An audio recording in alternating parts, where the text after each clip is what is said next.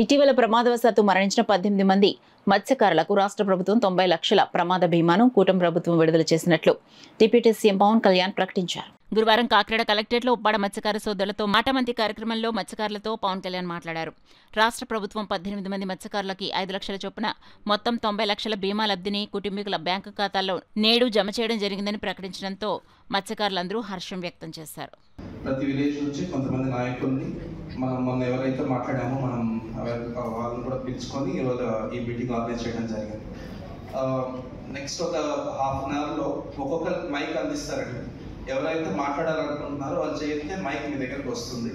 So దయచేసి మీరు చెప్పాలనుకుంటే క్లుప్తంగా అండ్ ఆల్రెడీ ముందు చెప్పిన వాళ్ళు మళ్ళీ రిపీట్ చేయకుండా కొత్త పాయింట్ ఏదైనా అడిగేదంటే దయచేసి అడిగితే కొంత సమాయపరం మళ్ళీ పబ్లిక్ మీటింగ్ ఉంది కాబట్టి కొంత చెప్పినట్టు రిపీట్ చేయకుండా ఏవైతే అడగాలనుకుంటే అవి క్లుప్తంగా అడిగితే మనం క్విక్గా మనం ఆయన దృష్టికి తీసుకెళ్ళడానికి అవకాశం.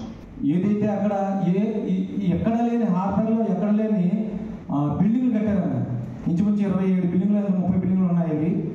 ఎక్కడ లేవు. ఆ అమౌంట్ ఫ్రమ్ వాళ్ళకి ఉపయోగించి ఉంటుంటే ఈ ప్రాణాలు పోవు, బోట్లు ఇరిగిపోవు, వల్ల పోవు. వాళ్ళు ఒకటి వేయలేదు. అది మేము చాలాసార్లు కలగా చెప్పాం. రెండోది మూడోది ఆయిల్ సబ్సిడీ అనేది. మరి గత 25 సంవత్సరాల క్రితం 300 లీటర్లు వాడితే ఆయిల్ సబ్సిడీ ఉంది మా బోట్లకి. మరి ఇప్పుడు అదే బోట్లు లైలాండ్లు ఇంజన్లు మారి పెద్ద బోట్లు అవి